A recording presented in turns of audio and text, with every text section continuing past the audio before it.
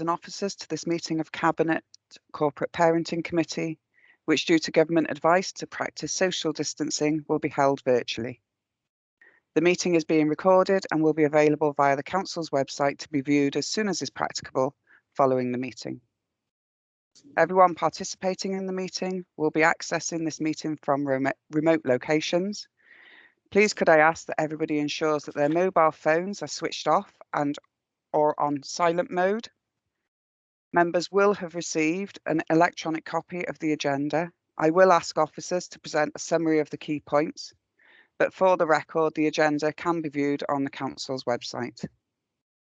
Members and officers will be speaking at various points during the meeting, and those speaking may switch their cameras on at that point. But I would ask that with the exception of myself as chair, at all other times you keep your cameras and microphones switched off, as this will help to minimise any background noise and interference and to ensure that the connection remains as stable as possible. If any members and officers wish to raise a point or question, they should press the hands up icon on the screen hand at the top right-hand side of the Microsoft Teams window, and I will come to you in the order that I receive the requests. Please lower your hand once you have finished speaking. The chat button has been disabled for this meeting. Please do not use your microphone until I invite you to do so.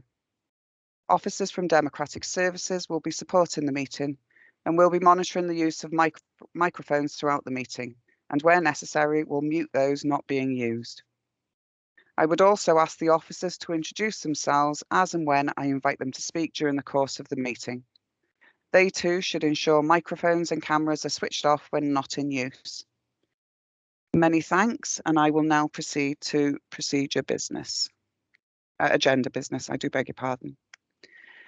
Can I ask if we've had any apologies for absence first, please, Michael? Yes, Chair. We've had apologies from the Deputy Leader, Councillor Howell Williams, and Councillor Kay Rowlands, and also the Leader will be a bit late to the meeting. He should be here by around about 2:30. Thank you, Chair. Thank you very much, Michael. Do any members or officers have any declarations of interest? Chair, apologies.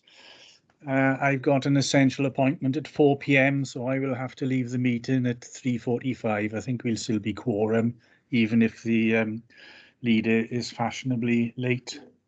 Okay, thank you very much, Councillor Smith.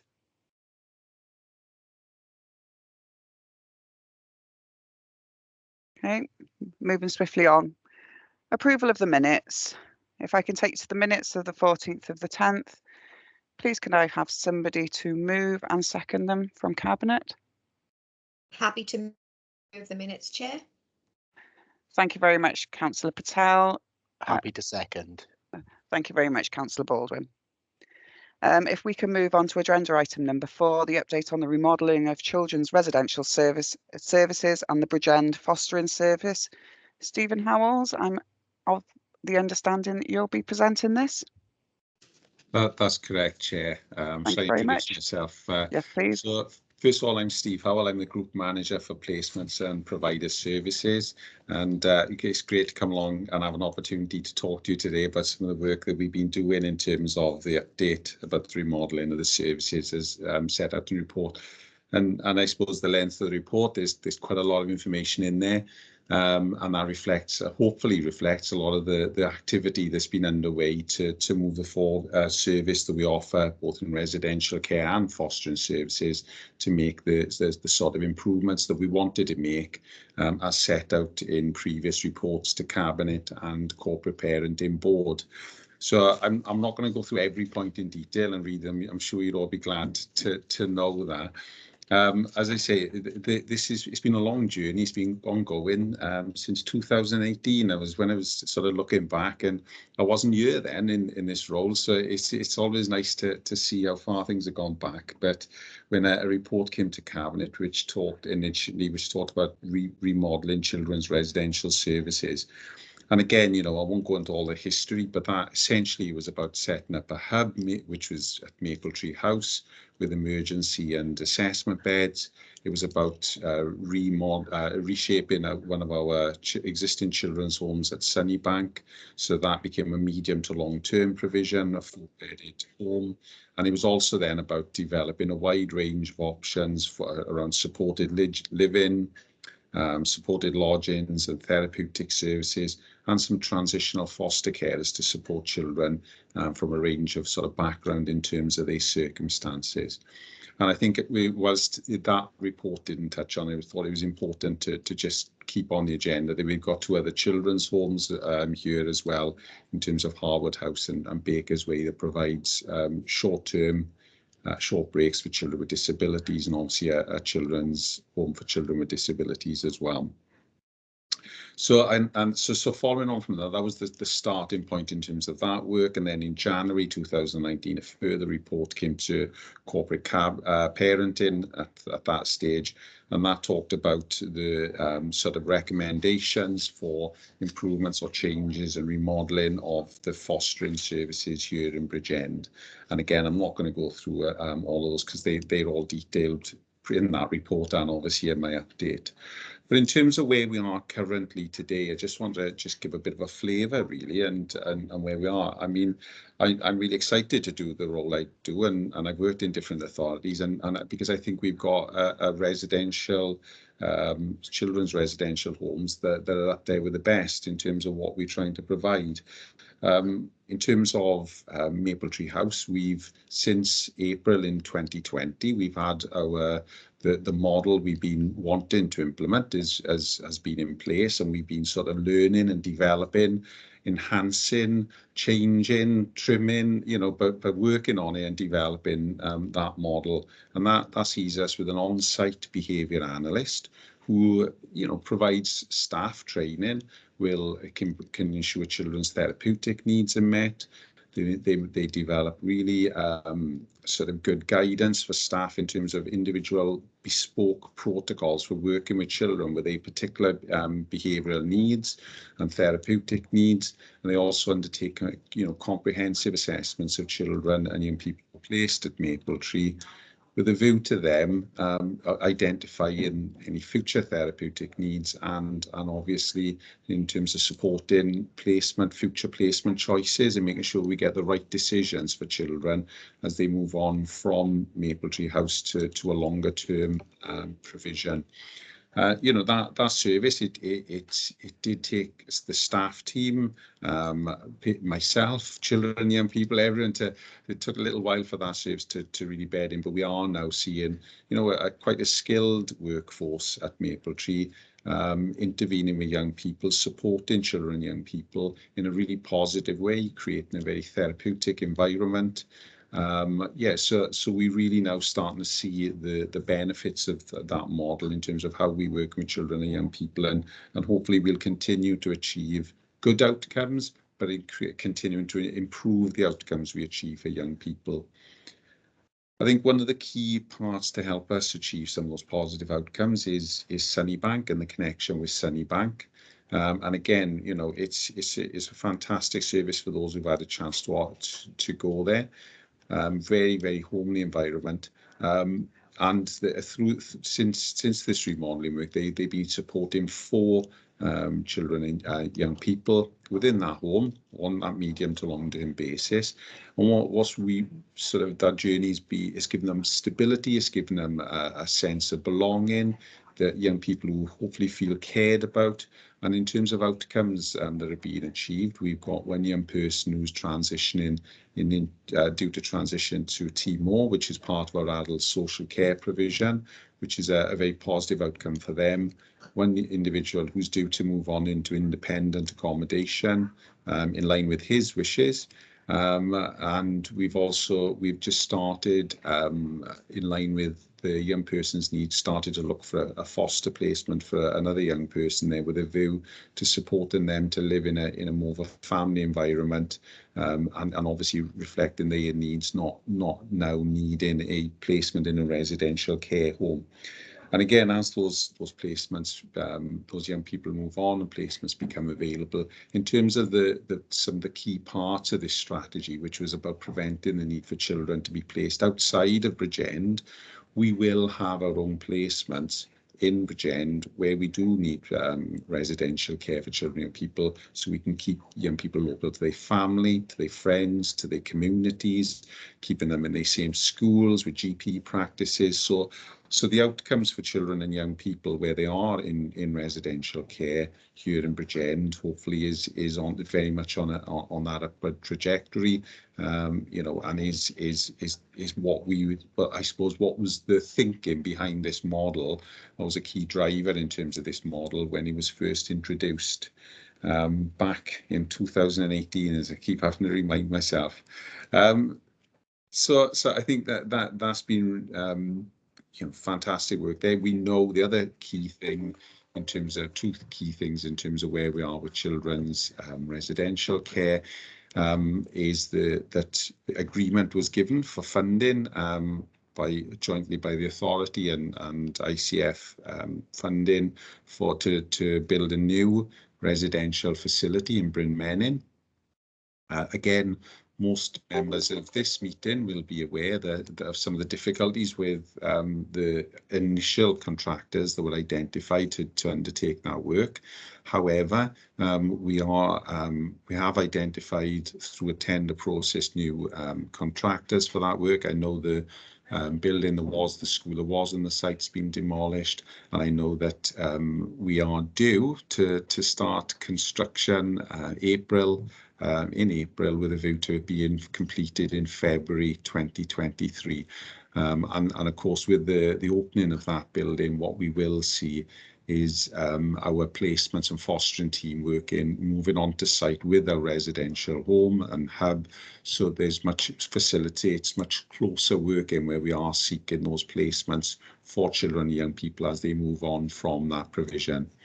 And again, equally, what's really I would want the feedback and reassure members is in terms of young people's voices. You know, we've been in communication with young people across our children's residential care, you know, seeking out ideas, thinking about how they would like to see the outside of the building developed.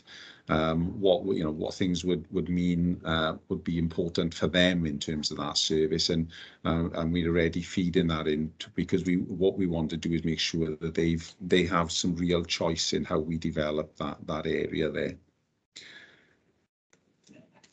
The other area in terms of the children's residential remodelling is in terms of, many of you heard it called, is the pop-up. I'm sure in very near future we'll have a much more imaginative name than pop-up, because we've got the property, the Valleys to Coast kindly identified for us again a little while back. But we supported them to secure ICF funding to undertake capital work at the property, and we do to have the lease signed off within the next week. I say that half confidently, but everything is all but ready, so that should be signed off within the next week, and the property will be handed over to us effectively. And then we secured some revenue funding from Safer Funds with Welsh Government to start the staffing, that initial stages of recruiting of staff, and we've got a number of posts out to advert currently, and we've had agreement in terms of the ongoing staffing, and we will be looking at realigning the budget within social services and wellbeing to ensure that those staffing costs can be met, and we are currently at the stage of just finalising some documents in order to make applications to Care Inspectorate Wales for that to become registered, so that we'll have that as a solo residential service for the children and young people and some young adults who may need it. And yeah, that should be, hopefully we'll have that available. I hesitate in terms of saying May, only because we're reliant on Care Inspectorate obviously kindly seeing our application and being able to process that in a timely way in order for us to achieve that. So some really good promising news there, and and hopefully some key steps in terms of, again, just really creating the full suite of options that we feel are needed to support young people with varying needs and complexity of challenges, to remain living in Bridgend wherever we can do that, if they're unable to continue to live with their birth families. I'm going to swiftly move on to fostering, and not to skip over, but again, I'm not going to go through every point within there in terms of the development work. I think there have been some key sort of achievements during this time. I think we finalised in December last year the restructure of the service. So we now have a connected persons and permanence team, and we also have a general fostering and placements team. And that was obviously reflecting the sort of growing demand to ensure that where children couldn't live at home with their birth families, we supported them wherever possible to remain within their extended family. And interestingly, looking at our performance information that's available to us this week, what we see is we've got 109 children with general foster carers, and we've got 106 children with connected persons foster carers. So there is 106 children who can't live at home with their birth family, but we've supported them to remain living within their extended family. And I think that's just, again, is such a fantastic achievement, hopefully for those children and young people, and helping them to achieve really positive outcomes. One of the other key achievements is some regional development work we were able to undertake, which was about developing that a regional front door for fostering inquiries. Whilst this year we had some very positive results in terms of people interested in becoming foster carers last year, during this financial year we've seen a significant change in that. There's been a limited number of people making applications, but where people are making those inquiries, they are being dealt with in a very timely manner, and those matters are progressing, and I think that helps in terms of that regional front door, the approach that was developed. I think we talked in the report, it highlights about in November 2014, ICF funding was secured to recruit 4 reunification workers, and again it talks about how they support placement breakdowns, but also supporting children and people to remain within their family or to move down from foster care back home. And again, I just give it in the report a bit of a snapshot in time during those quarters 1 to 3 in terms of some of the work that they'd undertaken and some of the outcomes they'd achieved, because I think that was really significant. And again, you know, these are sometimes seem perhaps not significant, but they are. I think in terms of, we've seen a lot of work with children who are placed out of county with independent fostering agencies with these reunification workers. And currently we got 45 children out of 250 approximately children in foster care. Only 45 of those are with independent fostering agencies, and that's because the work that's being done around placement stability, but also that transitioning, supporting children to be able to return to Bridgend foster carers and to live with a family is all having an impact on that overall figure, and a key part in our sort of armoury, if you like, is those reunification workers and the work they do. So 20% of the children who are in foster care in Bridgend are not placed with foster carers, our foster carers, which is I would say is a very low number, but equally that's not the goal. We've got lower goals than that. We're going to keep working to reduce that further where we can. I just overall then 2 other matters I'm going to cover off in here, and then unless there's any questions rise up that, but obviously last year we saw the launch of Mathau Cymru or Foster Wales as a brand across Wales, And obviously we've, you know, that was in September last year. We saw some large scale advertising, and there's still a lot of recruitment and advertising going on. And hopefully under that banner, what we can continue to do is some of the work that was previously undertaken under the National Fostering Framework banner to try and bring some unity, and the 22 local authorities working together to ensure that we've got sufficient numbers of foster carers across Wales to meet the needs of children and young people who need to be looked after by the local authorities.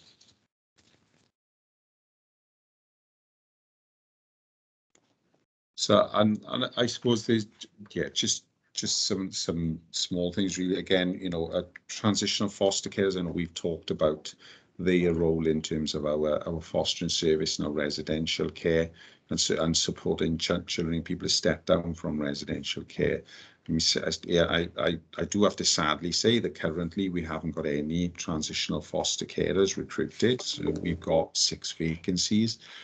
Well, what I can say though is that we've been working closely with Golly Slater and our communications team here in Bridgend, and we've got hopefully quite a fresh new campaign starting on the middle of March to specifically try to recruit those to those transitional foster care roles. And one of those is going to involve some targeted advertising through Sky TV to all of our Bridgend County Borough residents. So, you know, hopefully that's something that we'll see some increase in numbers, and we'll identify carers or individuals who want to be considered as transitional foster carers. I'm just going to double check, was there anything else I wanted to add in, but probably not. I've probably talked for long enough now. We might to give people an opportunity to ask any questions that are arising out of my report. Thank you very much, Stephen. Very comprehensive and full of information as usual. I think what I am pleased to see is the trauma-informed approach being developed, particularly with the behavioural analyst, if I can even get my words out this afternoon. And for everybody who doesn't know on the call today, my background is children's residential care at the sharp end. So I'm particularly impressed to see this. I think the other thing that I wanted to comment on about the arrangements is how long are we looking at currently is from somebody expressing an interest to be a foster carer to them actually fostering. You know, what sort of time frame are we looking at? Because I'm aware of it's a very lengthy and intrusive process, I want to say at times. Okay, so certainly, if I was saying how long, I would probably say we would be achieving that at around 3 months, and that. But again, you know, that can go on, and again, Jay, you understand the process, and there can be delays to that for various reasons that are sometimes beyond our control. Things like ensuring we have enhanced disclosure from the DBS unit, and sometimes there are delays to things like that, which or just getting medical records has been a challenge on times through the pandemic. Although I take my hat off to our health colleagues who've turned around that information and provided that information throughout that time as well. And I recognise they've been working under incredible pressures, but still managed to give us information in a fairly timely manner. But sometimes those things have caused delay. But I would say on average, it would be around 3 months.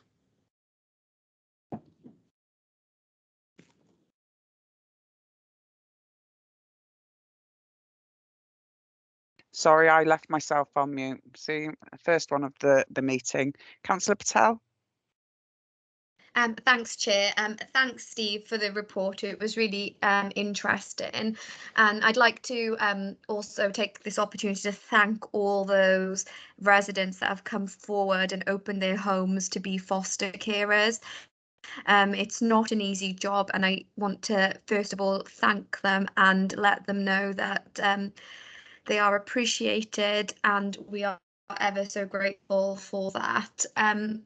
My query and question is for you. I'm always concerned about the number of placements young people go through before they find a stable one. And I know the report is about remodeling, and I didn't know whether or not, well, I hope, I think I know the answer, but I just wanted some reassurance around what things have changed so that we can reduce the number of placements for young people before they find their kind of more permanent, stable environment. Thanks, Steve. Thank you, Councillor Patel, and particularly those first comments, because you're right, without people opening up their homes, we wouldn't have a fostering service, no matter how much I sat here and told you about how wonderful we are. So it is really important that individuals come forward, and we're forever grateful to them for that. In terms of the placement stability, I think one of the key pieces of work we've done more recently is looking at that whole issue. So I think first of all is matching is really important, and some of these terms I don't like using them, but it's the easiest way to set them out. So that's looking at the needs of a child and the particular skills that a foster carer has got, or their experience or knowledge, and making sure that their skills and knowledge matches with the child's needs.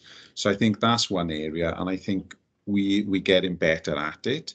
We've started developing foster carer profiles to ensure that one is that we've got in a handy, easy read sort of sheet, if you like, details about those families, their particular likes, dislikes, hobbies, whatever. Because so we know that and understand that as a service, but also for young people who perhaps we're placing in foster care, as we can ensure that they've got information about a family before they go there. And I think that's really key. I think but what will help us in terms of matching, which is the nut that we are trying to crack, is numbers of foster carers, because if we haven't got sufficient numbers of foster carers, it does make that the matching, it does make it tougher. It does make it harder, but nonetheless, that's an area, as I say, we continue to work on, we continue to develop, both in terms of recruitment, but then that sort of how can we support that matching process in a much better, much clearer, much more transparent way. I'd want everyone to be able to easily see the process and how we've gone about doing that matching. I think the other thing we've done is we've done some work around placement stability. As I said, we've got within the team itself, we've got placement support workers.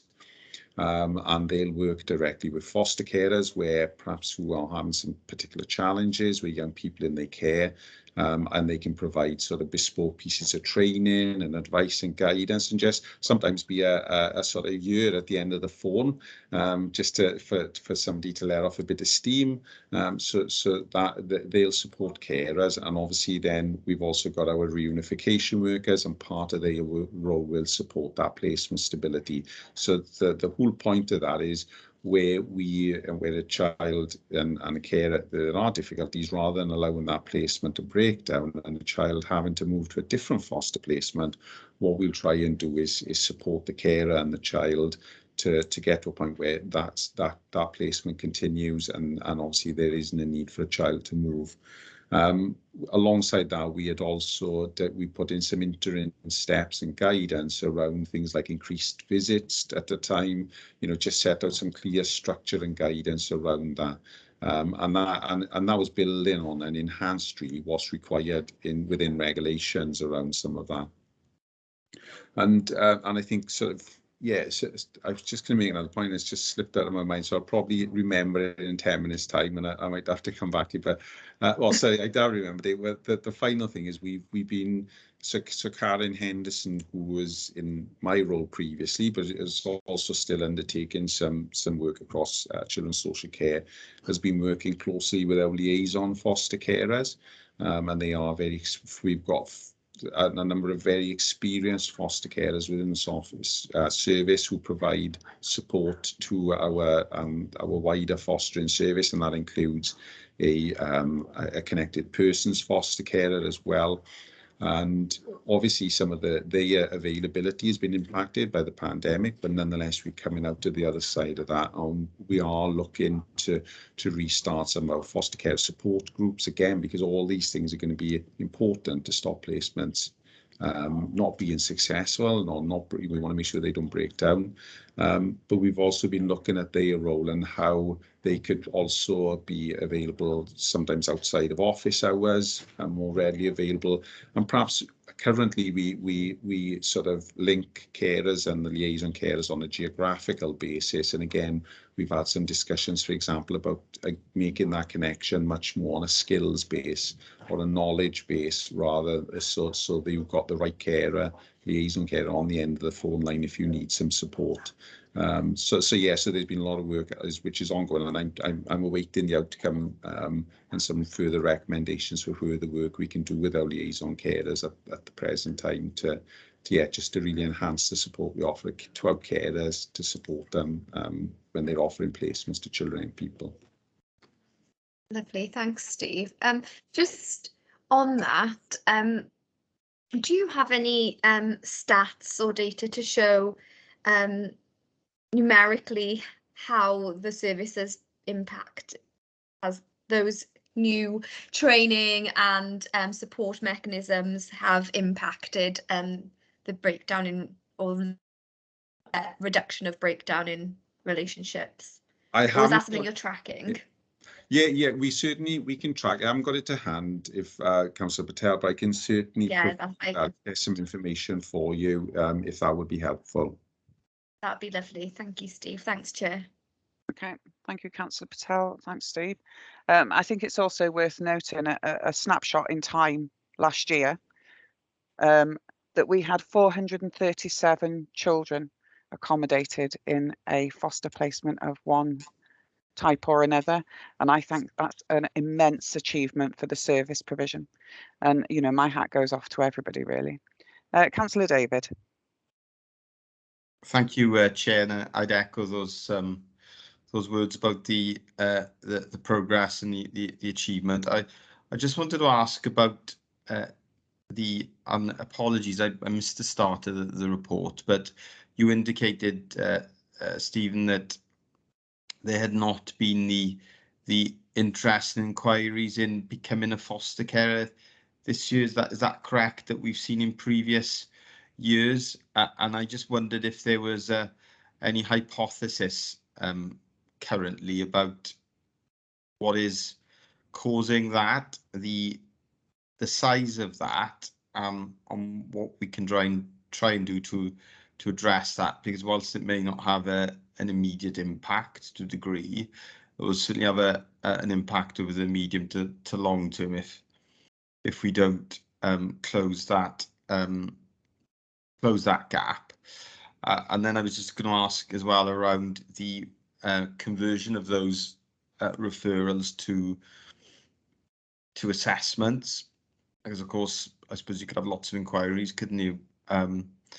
But very few of them make it through to assessment and become foster carers. Or you could have a similar, even smaller number of inquiries, but they're the right inquiries from people who are ready, who have got the set of skills and the circumstances to foster. And then I also wanted to ask just around the support, and apologies if I've asked this previously, but I can't see specific reference in the report, and it's something I've always taken an interest in, is the support for siblings of foster children and the support that they are getting. And actually, there is a third question I will ask it because it is a very important area. The number of children and young people that are about to leave the provision that we have in Porthcawl, and that is to transition to independence, is the way I've read it, which is encouraging, obviously. But does that give us some flexibility around, I don't know, potentially bringing out of county children into Bridgend or other current placements where this would be a more suitable option for the child or the young person. Thanks, Chair.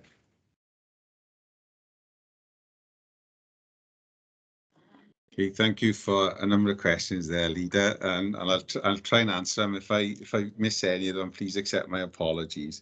But if I start off in terms of some of the you asked about the figures in terms of inquiries and that, and these are approximate figures. I'm not saying these are absolute numbers, but I would say in terms of inquiry numbers, we see from those first picking up the phone and ringing through to an initial visit and then getting on to an assessment. I'd say the dropout there is around 60. It can be 60, 65%. It's quite a high percentage we see of dropout at that stage.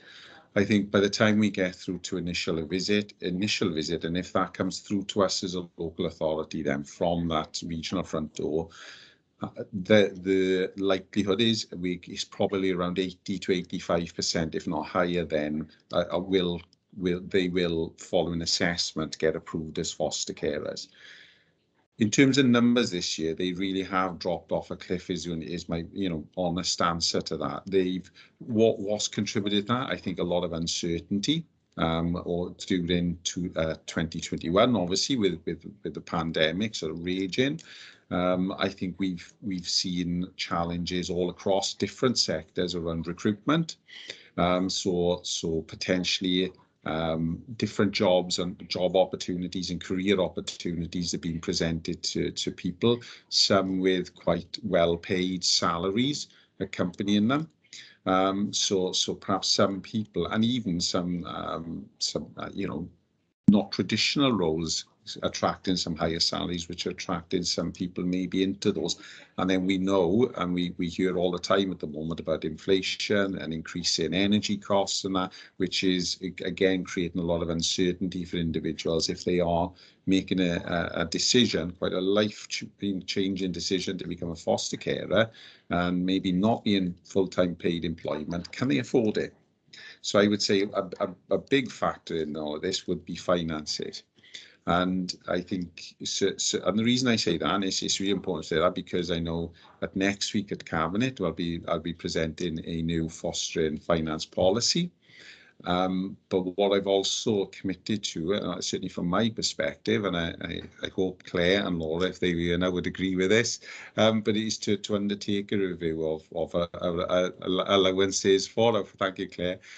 For reassuring me of that, is to undertake a review of our allowances for foster carers to ensure that we reflect. If we are seeing all these significant increases, we can't expect people to care for children at their expense. They can't ask them to look after children and say, and you can pay for it out of your own money. We have to make sure that we recognise some of those increased costs as well. So I know I've committed, we need to review and look at those finances, the allowances carers receive, and that will be done then within that sort of 12 months. I think part of an overall picture there, and this answers the question about support for siblings of foster carers. On the 17th of this month, a group of us will be meeting to start undertaking work on our service development plan for 22 to 23. That's going to include a liaison foster carer, it's going to include members of the team, it's going to include members of social workers or members of the team from a care experienced children's team. We're going to have some key areas that we want to develop, and part of that is going to be our offer to our foster carers. So something, for example, we may at some stage come and talk to people like yourselves about, again, these things like a reduction in council tax for foster carers. That may be an idea that we could explore. But also it's about, but also looking much more widely about how we communicate, how we engage, how we listen to the views of our carers, how do we hear from them when we're doing things well, when we're doing things not so well, where can we improve? But also, and a key part of that is going to be the support that we offer to the children of foster carers, to siblings of children who are in our care. So it's looking, we are looking to create quite a comprehensive development plan for our year ahead. It's going to be challenging, it's going to be ambitious, because that's why I would like to think of myself. And you know, but we may not achieve every bit of that plan, but we you know, our aim is to be a fostering service that everybody looks at and wants to emulate. And I think, you know, we've got a lot of the building blocks in place, and it's now about really taking that forward. You know, and I think that there's a real opportunity here in Bridgend for us to lead the way in some of the services that we offer for our carers. And just on your final question, I think, Leader, was around Porthcawl. We are certainly, I would say, we are certainly considering all of the children that we've currently got, whether they're in Mapletree House or placed out of county in residential care, and to see whether or not we can place them at the home in Porthcawl when places become available. And again, I know this isn't lost on you, but we have to be careful in terms of the needs of the children who are currently there, and placing new children and making sure that they again, it's that word matching, but making sure that both children's needs, or all of the children's needs, can be safely met in that home as well. Thanks, Stephen. Are you content, Leader?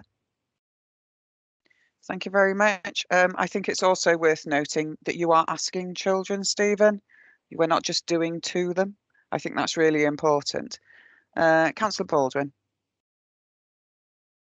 Thank you, Chair, and hi, Steve. Again, I just want to thank the team for everything that they do. I've been listening to the questions that have been coming forward from other cabinet members, so I've had to shorten the amount of questions that I've got because a few have been taken, but I suppose that's better for you.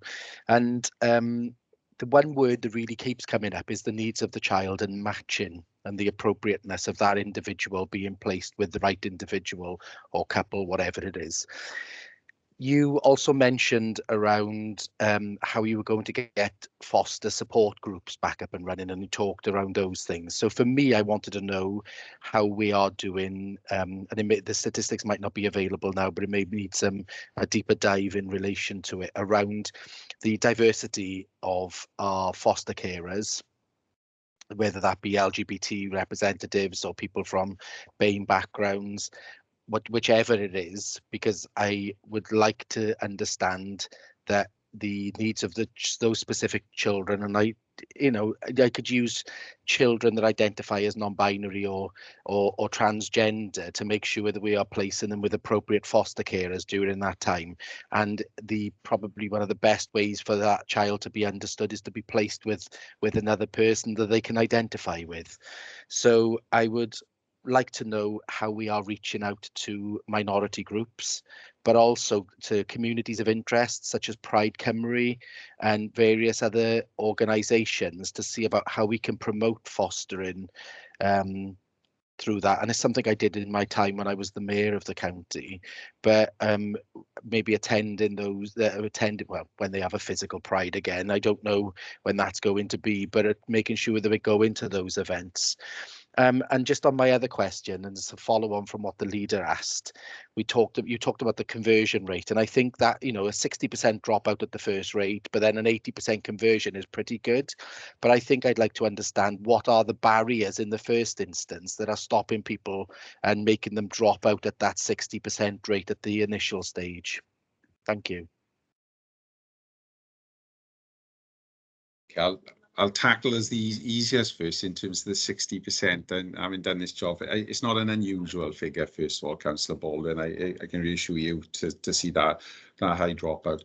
I think some of those can be, it's a general inquiry. So when we contact and we actually go and visit somebody, we might quite quickly identify they haven't got a spare bedroom, or they are due to move into the area, or they're looking for a property in the area, so they're asking questions about that, but they want to understand about it. And when I say drop, what we sometimes do is maintain an element of contact, and and contact them again in 3 months' time and see if they've made progress on that. So it can be those sorts of ideas, and sometimes it is to be done when you actually talk to them a little bit about fostering.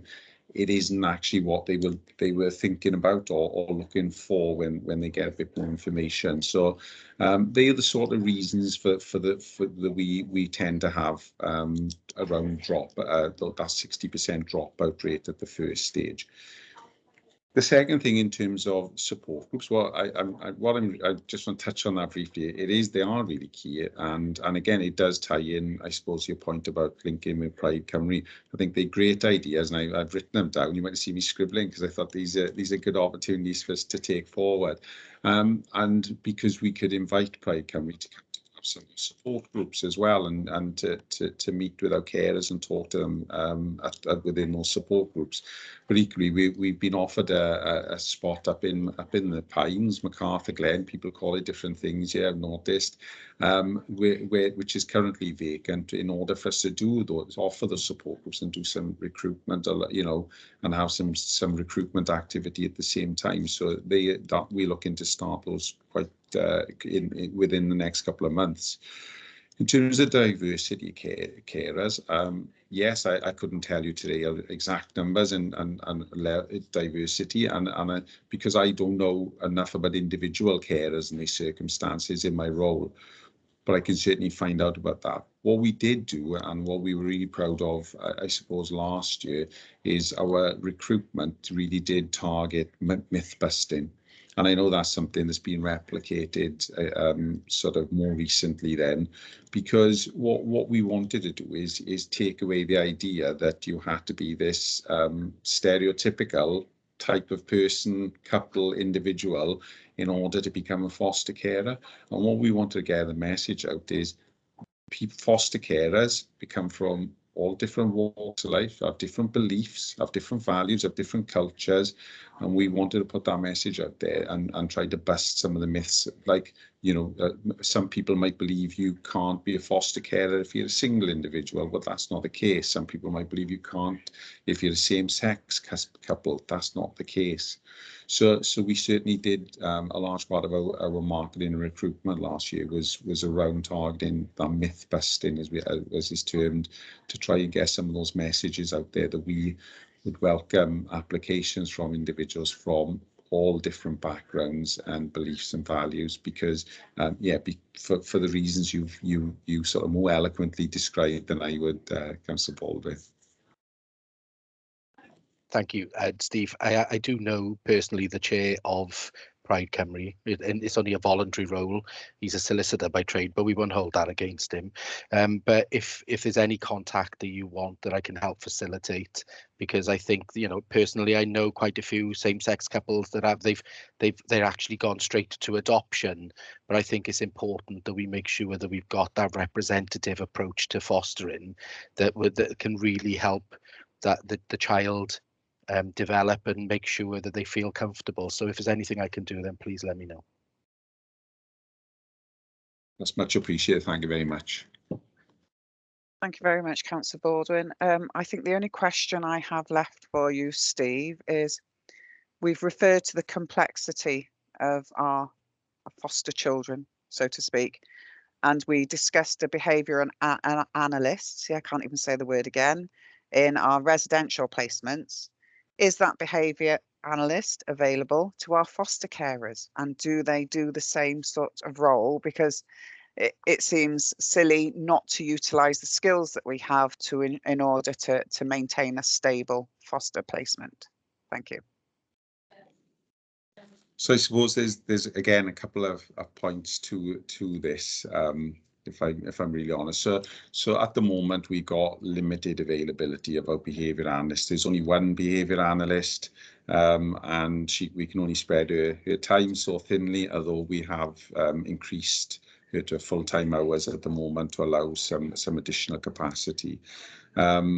and she has done some provided advice. So any child who's transitioning, moving out to Mapletree House, whether it's to foster care, residential care, part of her role will be to ensure that the new placement, the carers would really understand, have time to understand and unpick how best to manage that child's behaviour. What are the things that perhaps increase a particular type of behaviour and will, increase problematic behaviours, but then decrease sort of the behaviours that we would want to encourage. So she'll do some of that work where we're stepping children into foster care, and is available. We will consider on case-by-case basis at the present time.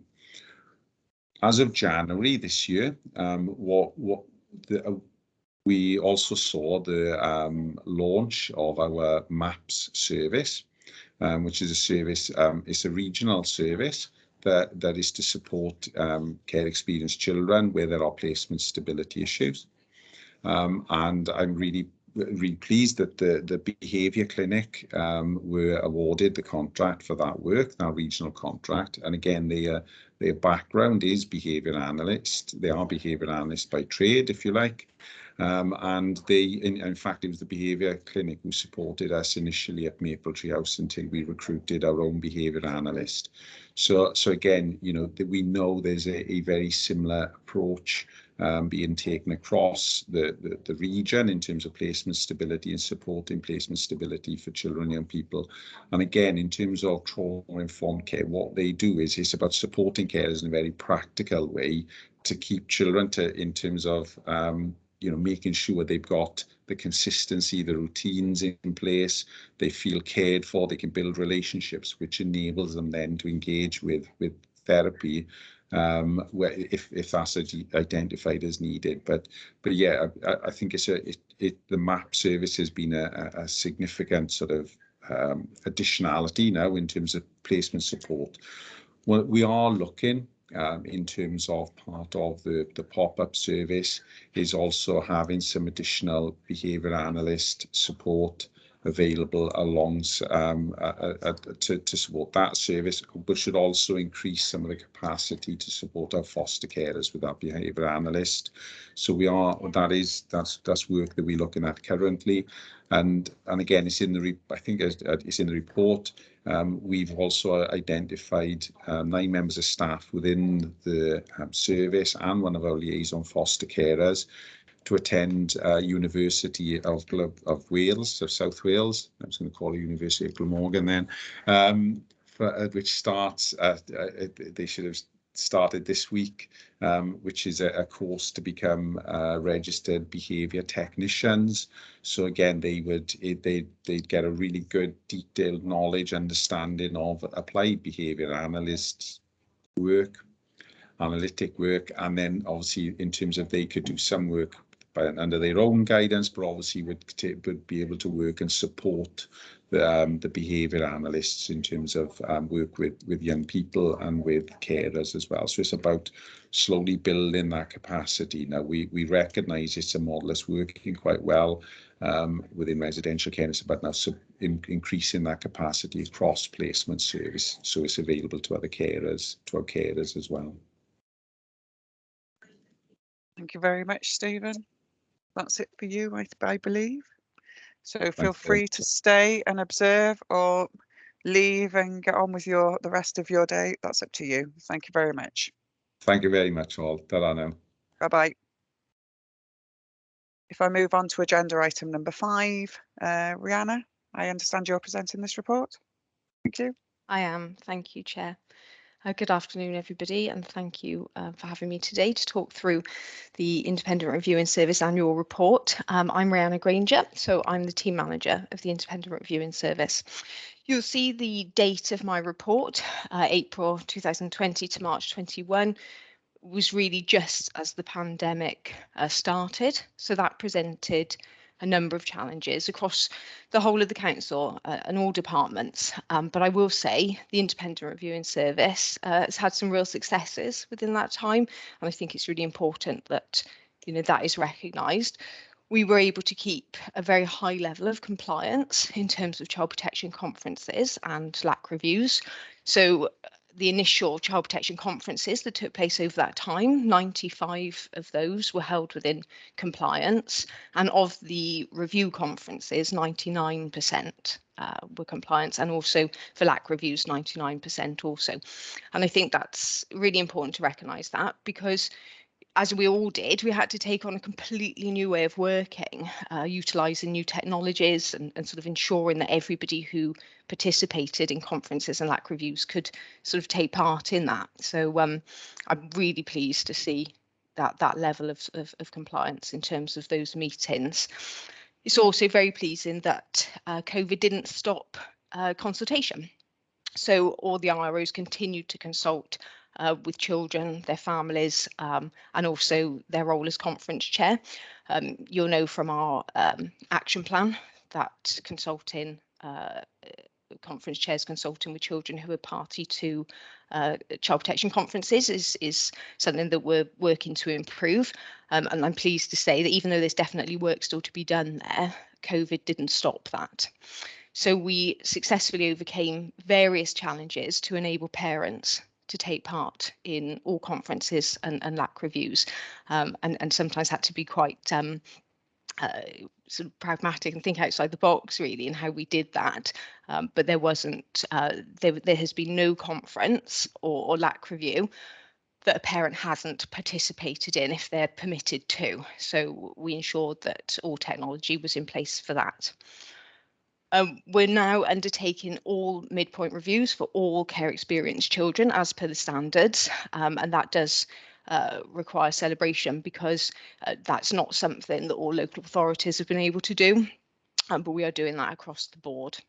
So our independent reviewing officers continue to undertake quality assurance exercises, documents after every single meeting that they do. So that provides us with a wealth of information and is a fantastic way to identify what's outstanding, and sort of really helps the team managers in the safeguarding teams to make sure that they're aware of what work needs to be done. So you'll see from the report that our numbers of children on the Child Protection Register and those that are looked after, it fluctuated over the period, but actually not to a concerning level. It did remain stable. It's lower today than it was in that period. But considering we were in a global pandemic, I was quite pleased to see the numbers didn't increase to such a concerning level. Another real positive is that we've managed to significantly reduce the amount of children that have been on the Child Protection Register for over 18 months. So I think at its highest, approximately 2.5 years ago, was 44 children, and it's currently 8. So we've put in various processes to really bring that down. And again, considering over the period of a global pandemic that we've been able to do that, I think has been really positive. And I will say that's not just due to the independent reviewing service, that's due to team managers, the principal officer, and everybody working together to really move those cases on and bring that down. So we've got various new processes in place to ensure coordinated working. So I'm working very closely with the safeguarding principal officer, looking at ways that we develop our escalation of concerns process, and that's really working well. We've got much greater use of case mapping and family group conferencing, so that's really supporting families, and again it helps bring those numbers of children on the register for a long period of time. It really brings those figures down, so that's all really good news. I will say as well that over that period of the report, the IRO service didn't receive any complaints following a conference. So there is a CUMTAF independent panel and a process for if somebody believes that the wrong decision has been made at conference, and we didn't have any complaints of that nature. So that, again, that's really good. We've managed to maintain stability in the team. So we've got 4 full-time members of staff at the moment, 4 part-time. We've got 1 agency member of staff that's been really helpful. And we've currently got agreement for 2 additional posts, so they're being advertised at the moment. So this is quite an exciting time really for us. And I know Steve Howell's gone, but I did also want to just say that I really second what he said about the work of the reunification workers. The IROs in my team often come to me and talk to me about the really good work that they're doing, and we've got a new process in place now to get the IRO involved at an earlier stage when a placement has been identified as being unstable. So that's really working well. So in terms of sort of figures, just as a comparison from sort of today to when the report, the time that the report spans, the current LAC population is 375, and number of children on the Child Protection Register is 173, which is certainly in terms of CP figures, the lowest it's been for a very long time. So you know, that's all really pleasing. So I know that in the report there's a wealth of sort of figures and graphs and things, so I'm happy to sort of take any questions that anybody has in terms of that report. Thank you very much. It's very, very comprehensive. So thank yourself and the team, and I really do mean that. And I'm really pleased to note that you are out for advert for two more IROs. So am I. Considering the caseloads that you're all carrying. Councillor Patel. Thanks, Chair, and thanks for the report. I'm glad to see that it's all of the cases were reviewed. I'm glad that no one seems to have slipped through the net, and all the conferences took place, especially during the pandemic. And I just wondered, I have 2 questions. One was about the timescales. Did you see a change in timescales in bringing any of those forward, especially, you know, like, because it's online? Did it become more efficient, or did it become less efficient, or did it just stay the same? And then also partnership working. Obviously, it's not just us around the table, and I wanted to just kind of flesh out with you a bit more detail about what the partners kind of contributed, and if those relationships have improved. That was it. Thank you. Lovely. Thank you, Councillor. Okay. So in terms of timescales, so when we are for conferences and for LAC reviews, the timescale is set out in legislation. So we didn't necessarily bring forward, but you know, we just ensured that it happened within timescale. There are certain situations you would bring a meeting forward. So if so let's just say a child subject to Child Protection Register, you might bring that forward if you felt, if the social worker and their team manager felt that the risk had been sufficiently reduced, that actually you could get together as a multi-agency to consider whether that child still needed to remain on the register. So that does happen. I've not seen a difference in terms of COVID in relation to that. Yeah, so that, yeah, we were within timescales. We didn't necessarily change them, but they are quite rigid in terms of legislation for us there. And with partnership working, well, yes, I would say it's improved, and it's improved because it's had to, because we've had to suddenly develop new ways of working because of COVID. So we had to make sure all partner agencies were fully on board in terms of using Microsoft Teams, which I think now, 2 years down the line, we're so used to it. But actually, you know, thinking back to those first few weeks and months, it was so challenging because people just didn't know how to use these technologies to be part of a meeting. So we had to be really, you know, as I said, sort of think outside the box in terms of how we could involve people. So that just required a lot more communication between us. So yeah, in lots of ways, it has helped. I will say virtual meetings has made us more efficient just by the nature that people aren't traveling. So we can have sort of more people around the table because, you know, people are freer, I guess, in terms of their calendars. So it's easier for people to just dial into meetings than physically get themselves somewhere. So yes, I would say it's made us more efficient. But you know, people do make the argument that the flip side of that is you can lose something, because sometimes there's lots of value in people being physically together. So it is a balance, and moving forward, we've got plans in place to look at how we manage that, because we don't want to lose some of the benefits of virtual working and that efficiency, but we also want to give people choice in how they participate. So we're definitely on board with sort of moving forward in a blended way.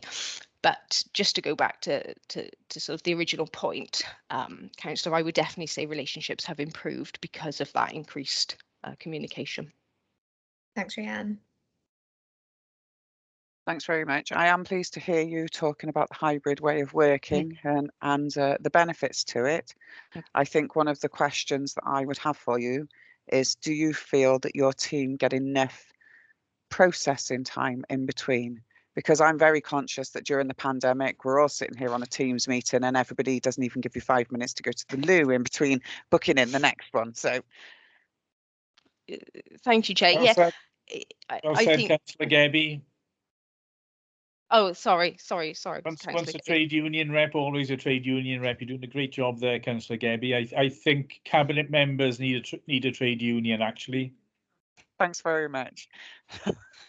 Thank you.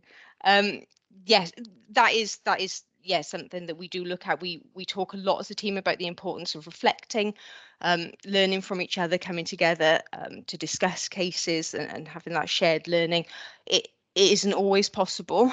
You know, caseloads have been such at times that independent reviewing officers do tend to go from one meeting to another meeting. However, that's not every day, and we do have those vacancies out, and I feel so positive about that, and it's going to make such a difference having 2 extra full-time IROs in the team. But yeah, that's been a challenge because we're not physically together. We have to do a lot more checking in, making sure everybody's okay and not isolated, and that they do have those opportunities to reflect, offload, discuss. So yeah, that has been a challenge, absolutely. And I think, you know, when we were in the office, that would be done in a very informal way where people would have a cuppa together, you know, but it's definitely been quite different. But with the 2 new vacancies, once they're filled, the difference will just be huge and will really benefit not only all the independent reviewing officers, but of course the children and the families, because things will improve for them. So yeah, it's definitely important, isn't it, that we all sort of factor that into our working week, that time to process and reflect. I would agree. So please thank your team, because I appreciate that they've been working above and beyond, particularly with a high caseload. And quite often it's traumatic and it can be complex as well. Councillor Smith. Yeah, just in case I came over as a bit flippant just then. No, I think Councillor Gabby, you've made an extremely serious and important point there. And I think that phrase processing time, that's the phrase I've been grasping for the last couple of months, actually, because people can insert things into your calendar so easily without leaving spots in between. They say, oh, there's a spare spot there, we'll put something in there. And that's what you lose. You lose the processing time, and the easy assumption that people who work at home or do hybrid work are, you know, sitting around in their pants all day doing nothing except watching daytime television and taking the dog for a walk. They've got it absolutely wrong. So it's very, very important that you people, Rosanna, bear that in mind. Thank you. Thank you very much, Councillor Smith. Who else has got their hand up? Please bear with me. I can't actually see who it is at the minute. No, it's gone anyway. So I'm assuming that there's no more questions for you. Thank you very much today. Please do pass on our thanks to your team, because they're vitally important. Oh, sorry, there we are. You haven't got off scot-free. Here's the leader. Thanks very much. Yeah, sorry, my hand did go up, and then I don't know whether Teams decided to put it down or someone else did. I'm not sure, but it was up. I'm pleased to see that most of the action points are green, are graded as green, but I'm also very acutely aware that the Children's Social Services is under acute pressure at the moment. So I just wanted to ask, I'm pleased to see that we're progressing the additional capacity, but what action you and the team will be taking to support the improvements we're looking to make, and also to help in terms of safeguarding of children, because we recognise that obviously there are areas that we need to make quite rapid improvements in. And how do you anticipate your team assisting with that? And is there anything more we can do in terms of that independent review? Because you're in a very important part of that process in terms of assessing, helping to assess, can I say quality of practice? Well, helping to assess the process then, and indeed the quality of practice, and ensuring that the process is being followed. That's a fundamental part of your role. So it's understanding that, and then secondly as well, Chair, just around it would be useful to understand the extent of your role in terms of that pathway for the child and the family, and where the role of the IRO comes in. So I obviously appreciate that you support children that are care experience and in the care of the local authority, but at what stage would you come in terms of there being a for example, a contact through the front door, and then an assessment through the MASH, and then the following stages to that, and how you're assisting in that process would be useful for me, Chair. Thank you. Yeah, absolutely. Thank you, Leader. Okay, so the process as it is, as cases come through, as you say, the MASH the front door, if that decision is made for a child protection conference to be convened, I'm informed of that, and I do a quick audit. It's a short audit of that case to look at the suitability. Has it met threshold? What are my immediate concerns? And then I can discuss that with the team manager, social worker, and the chairperson that I'm going to allocate that to. So the first audit starts at that point. So we look at have all the steps been followed as they should have been. If they haven't, how are we going to address that? So that's that audit and quality assurance starts immediately as we're informed of a case such as that.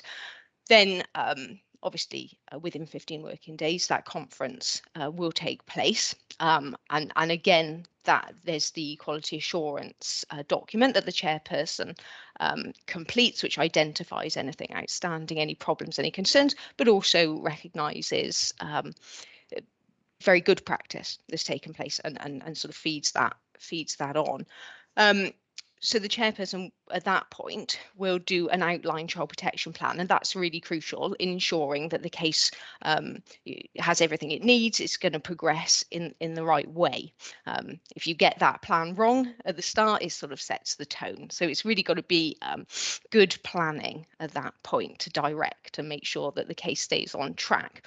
We do have at the moment a sort of PLO guidance review, and we're looking at how we are incorporating that into our work, and that is important in terms of the role of the chairperson whilst that child is on the child protection register, because historically chairpersons have really only been involved just before the conference and then again just before the review conference.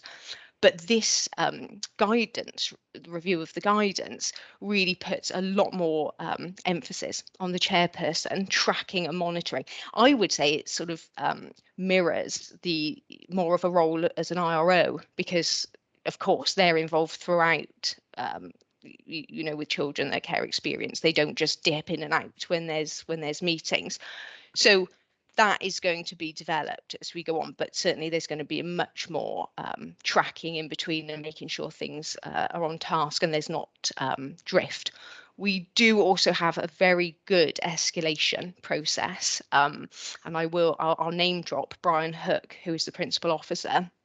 Has been really helpful since he's sort of been in post with when I or my chairpersons escalate concerns to him, and what he does then is he works with other people to map out a course of action. He has consultations with the social worker and sometimes the team manager to really look at why these cases are stuck, and then he makes actions to move them on, and that's really been fundamental in moving stuck cases and bringing down those figures of children on the Child Protection Register for a long time. So a lot more coordinated work in terms of that. And I know you sort of said about the continuity. So you know how that chairperson is sort of interweaves through that child's pathway.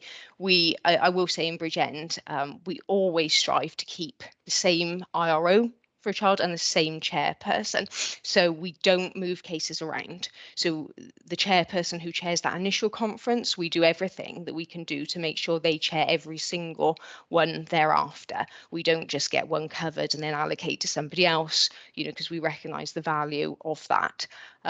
And actually that will be even easier when we recruit to the 2 additional posts, and that will reduce caseloads. So the chairperson's IROs will have a lot more time to track and monitor and communicate. So it's really going to be beneficial, not just for care experienced children, but for children subject to the register also. Thank you very much. You content, leader? Yeah. Okay, thank you very much. I know Claire's hand was up somewhere. I don't know if she wants to come in again. Thanks very much, Chair. I think Rihanna actually answered very comprehensively, but it's just to reinforce, isn't it, the absolutely essential role of the IRO service, which is independent in statute in terms of quality assurance of our practice, and that is a real safety net, I think, in terms of the challenges around child protection and safeguarding work, that the service is stable. It's well led and managed, I would say, as is evident through Ray's input into this meeting, the report that you've received. We are increasing capacity in the service because it is critically important that the caseloads in the IRO service are closer to the level of best practice and published best practice than they are at the moment. But because it's stable, because it's a well-led and managed service, it's not a difficult service usually to recruit into either. And so some of the recruitment issues we experience across the rest of children's services aren't usually experienced by the IRO service. We'll remain to see the number of applications that come through now. I'd also just like to pay tribute to Rihanna in terms of the work that she has been doing to support some of the challenges we have at the moment. So she's one of the people who have come across to support into MASH and IAA most recently, and you know that enables opportunities within the team in terms of succession planning, but it's absolutely vital that we don't denude one really part of the service that's working really well to address other issues, but just to give that assurance really in terms of the stability and the importance of that part of the service. Thanks, Claire. And I was really encouraged to hear that we'll have an IRO following a child, because I think that's one of the biggest criticisms of children's social work, is that we change social workers too often. They get a relationship established with a social worker, and then all of a sudden they've got a new social worker, and then we have to start all over again, which isn't good. It's very destructive for them, I believe. So thank you very much, Rihanna. Thank you very much, Claire. Thank you. Right, and we will move on. It's entirely your choice as to whether you stay and observe or whether you wish to leave and crack on with some other work. Entirely your choice. But thank you very much. Thank you very much. If we can move on to agenda item number 6, housing for care experienced children and young people. Caris, I understand you're here to take this. Yes, I'll take this one. Thank you, Chair. Thank you. So just very briefly, the purpose of the report is to provide information regarding the work being undertaken to support care experienced children and young people with their future accommodation needs. Care leavers in Wales have a range of entitlements set out in legislation to ensure that they are properly accommodated, and members can find details of this within Appendix A to the report you have this afternoon. So the requirements placed on local authorities in this regard are detailed in section 4 of the report. What it demonstrates is a need for joint working, not only across this authority, but also with other agencies to ensure this cohort of young people get the level of support they require and at the correct time. At an operational level, there is joint working going on across social services and housing to support this cohort of young people. More recently, however, work has been undertaken to consider how this may be improved to ensure a better understanding between the two services with regards to current service demand, current service availability, and also future service provision. So members will see at Appendix A to this report a proposed action plan to deliver these improvements, which it's proposed should look at corporate outcomes, commissioning, joint working and projected needs to ensure we improve the experience and outcomes of young people who require these services. To progress this action plan, a working group will be established, the first meeting of which will agree terms of reference, the membership of the group, including which external agencies should be involved, and also to agree timelines for the completion of the works included within that action plan. So, and I would suggest, Chair, that the progress against that action plan is then reported back to this committee. So if I may, I would just refer you to the recommendation at section 9 of this report.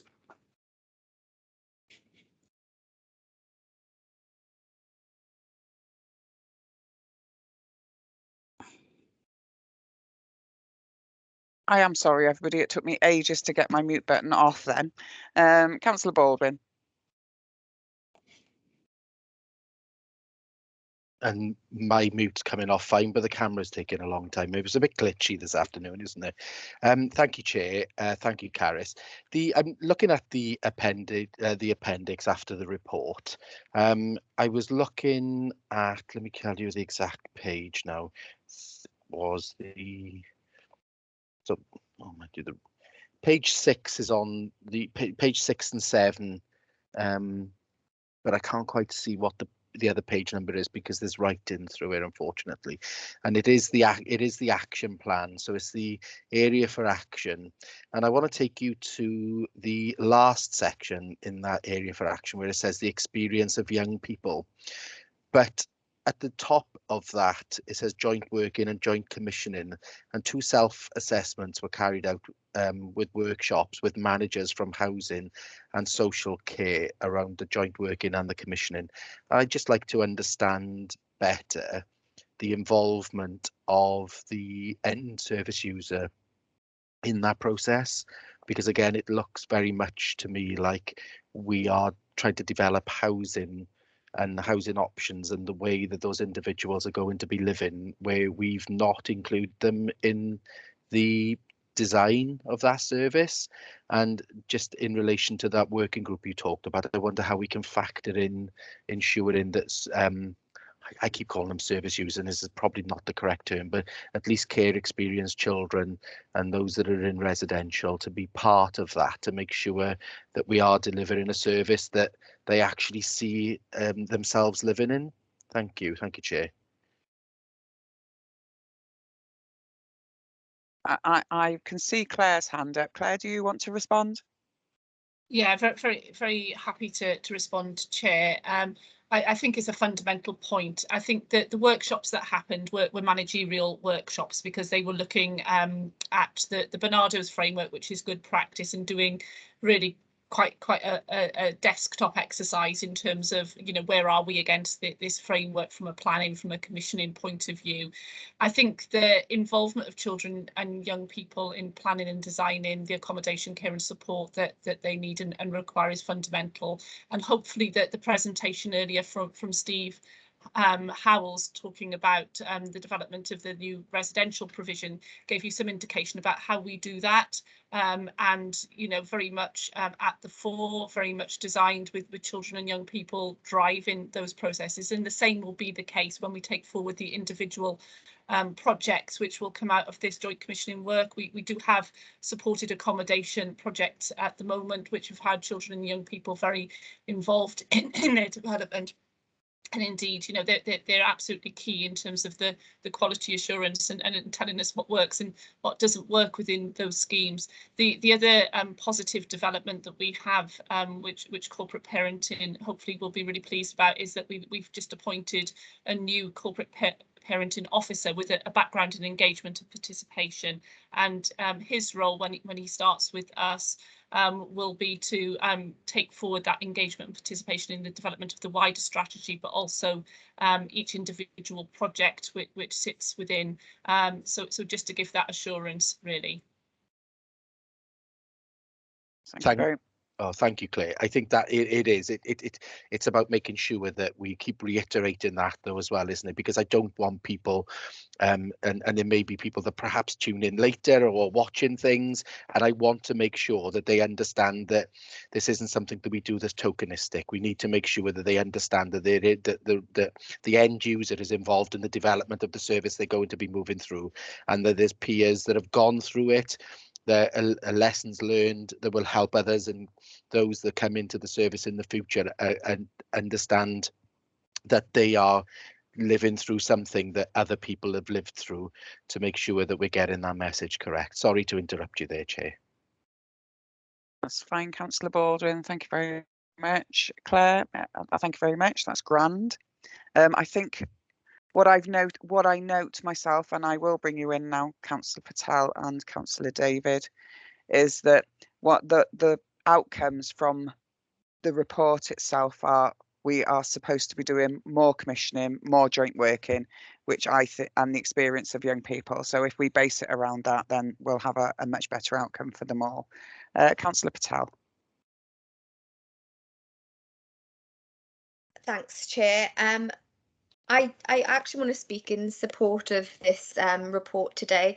It is really pleasing to see and have this under the spotlighting in a cabinet meeting. I think young persons accommodation is important to all members, and especially with care experienced children and young people. I know Caris mentioned time scales are going to be proposed or put to the action plan, because when I was reading it, it was a concern that it wasn't a smart action plan, but I understand Caris covered that off. I just wondered, would we be able to see that then in the next cabinet corporate parenting, so that we can get an understanding of what those timescales look like, and kind of scrutinise them. And yeah, so that was probably my question there. And I'd just like to draw members' attention to 4.1, which I think is really good work. You know, one of the bullet points there says extending personal advisor support for up to the age of 25, and I just think, you know, that's fantastic, and it is a really positive report. The stuff that we're trying to get done and in place for young people with care experience is, I think it's a great achievement, and I think it's really ambitious, and I'm really pleased to see this report come forward, and I can't wait to see the second draft of the report. There was a question in there. There was a question, and I'm assuming that Ian's going to answer it for us. Yeah, just in terms of the use of personal advisors, we've increased the number of personal advisors that we've got within our 16+ service, and we are working with young people up until the age of 25. It's a discussion I've been having with Laura recently, and we're looking to again increase the number of personal advisors we've got. We recognise that it's a really crucial time when we work with young people in terms of that transition from being young people into adults. We've had lots of positive feedback. A lot of the care experienced children we work with have excellent relationships with their personal advisors. Some want to move very much away from having that tag of being a looked after child, but still are able to maintain some really positive relationship with their personal advisors up until they're ready to leave the nest, so to speak. That's excellent. Thank you very much, Ian. Councillor David. Thanks, Chair. It was just a question around timelines on delivery. and an action plan that that has timelines, and when are we likely to be able to see that? Because that's the crucial stage, isn't it? Is the is developing that new provision and those different pathways for children and young people as soon as possible. Really welcome the work that's been done so far, but obviously the need is to get that new and different provision in place as quickly as possible. Thanks. Claire? Yeah, I think Cara's covered it off in her introduction in terms of the role of corporate parenting in monitoring the delivery of this action plan. So we will bring the action plan with those timescales and progress back to the next corporate parenting committee, and then it'll be for determination for the committee, won't it, about how frequently you want us to bring back the action plan or elements therein, because there'll be a number of service developments that will come out of that action plan, but we'll bring the action plan back to the next committee. You content, leader? Yeah, thank you, Chair. I'm continuously encouraged by the work that we undertake within the authority, particularly in relation to our young people. I'd like to thank all the officers because it's been marvellous. I'm very conscious that I haven't moved any of these reports. So could I have a seconder, because I've heard no objections to any of them? A mover and a seconder, please. Happy I'm to happy move to all move of them. A second. Thank you Good very job much. with the lawyers here. I know, isn't it? Just, yeah, we don't need any lawyers, we're just a reporter. I haven't been notified of any urgent items, so unless anybody has anything that they wish to comment on now, I'll close the meeting. And thank you all for Brilliant. your... I didn't have to leave early.